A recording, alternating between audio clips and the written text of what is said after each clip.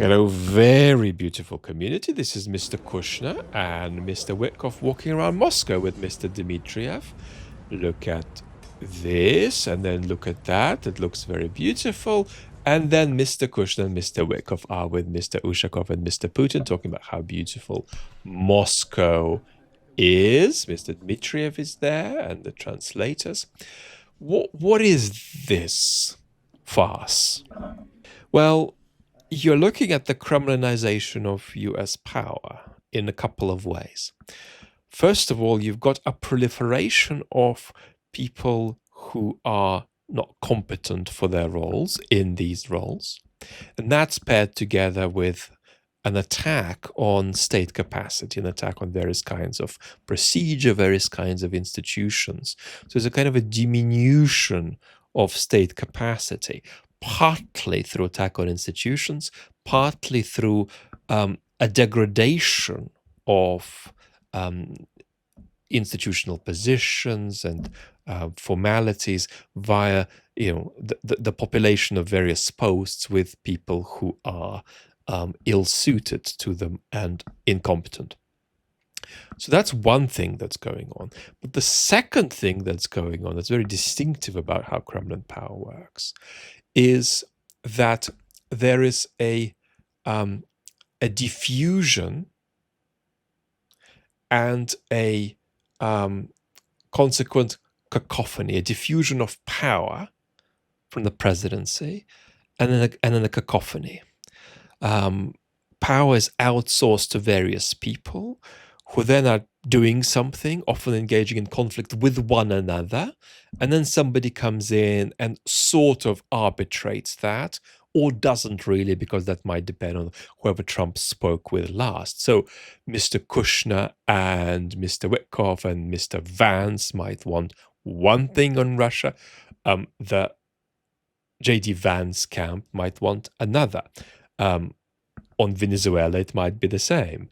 The Vance camp wants one thing, the Rubio camp wants another. So there's a kind of unbelievable degradation of state capacity and proliferation of incompetence. And then there is also a kind of strange outsourcing of power, and also an informalization of the outsourcing of power. So all kinds of people receive political power, then they do something with it, and then the president sort of reacts and gives the nod to whatever line that he thinks has won, and then that can go forward. Now, I don't want to say that that's the Kremlinization of power in the sense that the United States is copying Russia, or Russia's way of going on is being imposed on the United States. What I'm saying is that under modern conditions, the degradation of democracy and the conversion of democracy into authoritarianism looks like that, right? So Russia is not something that we're uniquely copying. It is just a kind of a vanguard and very extreme example of what we are incrementally moving toward becoming. Now, what is Mr. Putin sitting there and thinking? What he's basically thinking is, I pretty much don't want a deal, but I'm a little bit open to it. So if my red lines are met, which let's say is getting the entirety of the Luhansk and Donetsk oblasts, and some kind of Ukraine never a NATO guarantee, then I'm probably not going to make a deal, but I could think about it.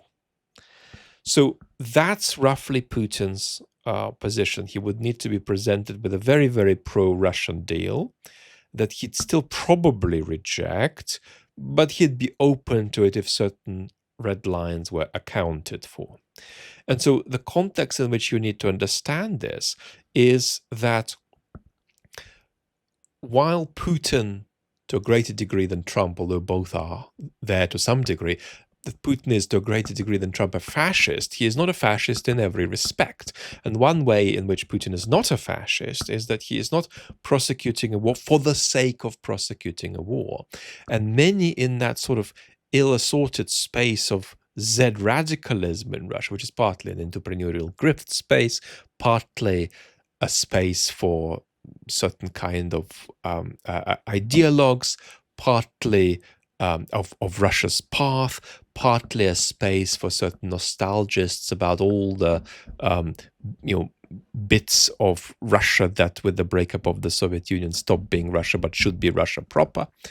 But in all of that mix, you can find a certain degree of emphasis on the notion that the war itself is A, clarifying of Russia's historical destiny, and B, checking the microphone, purifying for Russia.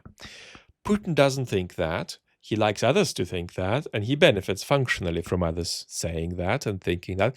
But for Putin, the war is really only good insofar as it serves his regime, security. I mean, that's an exaggeration, but that's primarily what he is thinking. So he doesn't just love the war as an end in itself.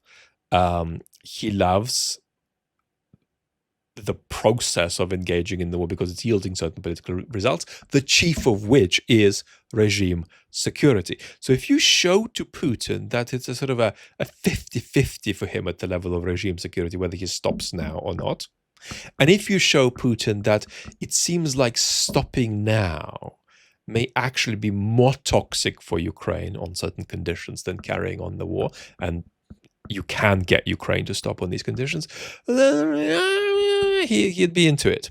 Again, even if he got to the peace deal, he wouldn't be interested, it wouldn't be conceivable how he could let go his project of making sure that Ukraine loses its political independence in time, and his project associated with the extensive demands in the pre-full-scale invasion ultimatum, which go far beyond Ukraine and go toward a kind of rearrangement of security for Western nations. And I mean, essentially, that ultimatum was about NATO clearing out of Eastern Europe.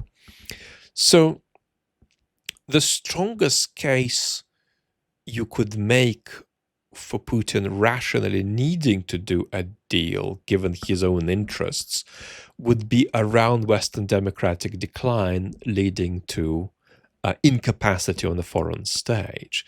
So Putin could think, well, some of what I asked for in that ultimatum might come to me not as a demand, but just as a consequence, as a demand that's met, but just as a consequence of Western decline and Western incapacity on the international stage.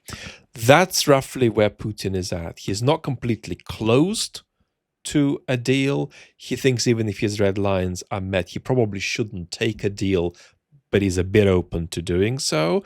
And fundamental considerations for him are his own regime security and which option is, in the medium term, more toxic for Ukraine. Lots of love. Talk soon.